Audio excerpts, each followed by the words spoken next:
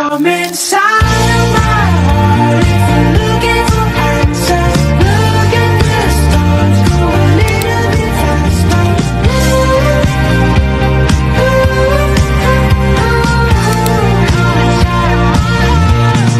Come inside of my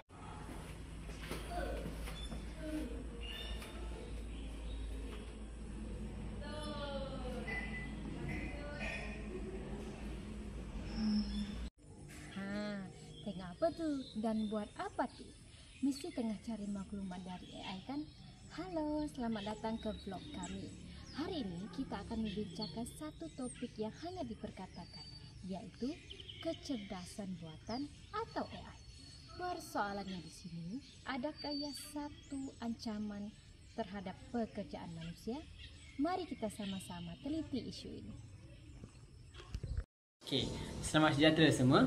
Pada masa kini kita dapat lihat semakin banyak pekerjaan yang mula diambil alih oleh mesin dan sistem berasaskan AI. Sebagai contohnya, chatbot kini menggantikan peranan khidmat pelanggan, mesin layan diri digunakan di restoran dan sistem automatik pula menguruskan data dengan lebih mendalam atau lebih efisien. Persoalannya, adakah perkembangan ini membawa kebaikan atau sebaliknya? Hai, saya Fasila.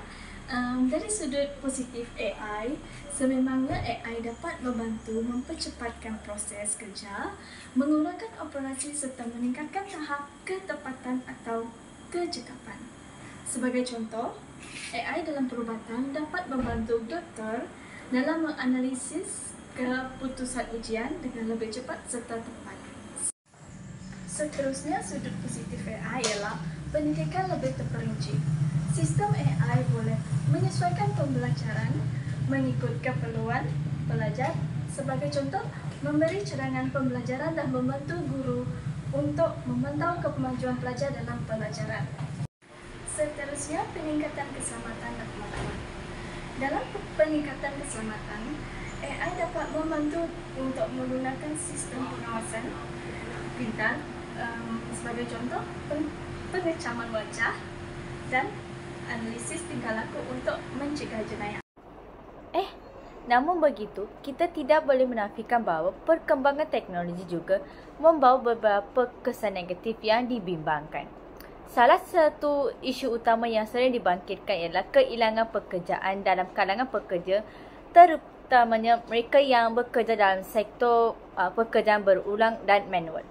Hal ini berlaku apabila tugas-tugas rutin yang dahulunya dilakukan oleh manusia kini digantikan oleh mesin atau robot atau sistem automatik yang lebih efisien dan menjimatkan kos. Oleh itu, yang paling ketara termasalah operator kilang yang digantikan oleh lengan robotik serta pemandu teksi yang terancam dengan kewujudan perkhidmatan e-hailing dan kenderaan pandu sendiri.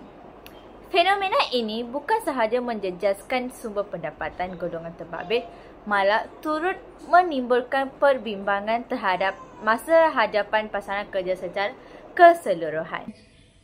Cara kita untuk atasi isu ini, kita mestilah menguasai teknologi, tingkatkan kemahiran serta pemikiran kritikal. Contohnya, kita mestilah belajar untuk menggunakan AI dalam mencipta satu kandungan yang kreatif atau menyelesaikan masalah dengan menggunakan pendekatan inovatif. Kesimpulannya, AI bukanlah musuh manusia, tetapi alat yang boleh dimanfaatkan jika digunakan dengan bijak.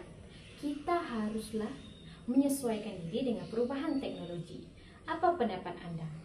Kongsikan pandangan anda di ruangan komen dan jangan lupa untuk like, subscribe saluran ini. Jumpa anda di lain hari.